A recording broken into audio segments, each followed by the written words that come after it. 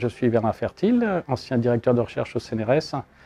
Et depuis 2 ans, j'ai créé la société Anapix pour valoriser un certain nombre de travaux qu'on a fait en matière de recherche à Lumini. Alors ces travaux, ça concerne tout ce qui est le machine learning pour l'analyse d'images biomédicales et en particulier, et c'est ça qui intéresse Anapix, l'analyse des petites lésions de la peau. Le problème de base en fait pour tout ce qui est des petites lésions de la peau, ça concerne différentes pathologies, mais une des pathologies c'est le mélanome qui a une caractéristique qui est que si on le détecte à temps, on va l'enlever et on n'en parlera plus, tandis que si on le détecte de manière tardive, eh bien, ça risque d'être dangereux pour la personne. Pour faire ce genre de choses, parce que la détection est difficile, on va prendre des images avec un smartphone, parce que les qualités d'image sont déjà très bonnes maintenant. On prend ces images et on a derrière des algorithmes qui vont aider à la détection du mélanome. Alors pour donner une idée de la difficulté, un dermatologue, dès qu'il a un doute, il enlève la lésion et à terme, on se rend compte que 95% des exérèses étaient inutiles. Alors qu'avec le système qu'on met en place, non seulement on va détecter les mélanomes de manière précoce, mais en gros, il y aura 4 fois moins d'exérèses inutiles.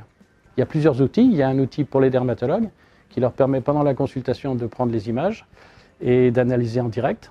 Il y a aussi un outil pour les médecins généralistes et d'une manière générale pour les personnes qui s'occupent un peu de la peau des gens, où là, les images vont être envoyées à un système automatique qui leur expliquera s'il faut que la personne soit vue par un dermatologue ou non.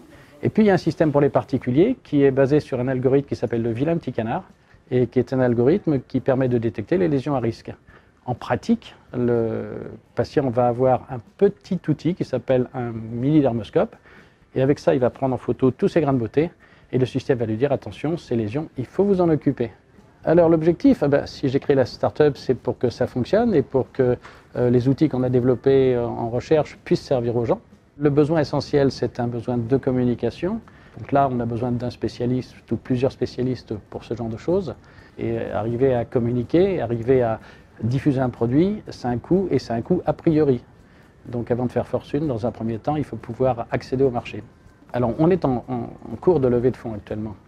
On a fait notamment du crowdfunding d'Equity, mais ça c'est en cours. Et puis on a sollicité un certain nombre de sociétés comme le Crédit Agricole et qui d'ailleurs gèrent notre compte pour qu'ils puissent intégrer notre capital. Donc il y a cet aspect, je dirais, financier et puis l'aspect commercial et communication.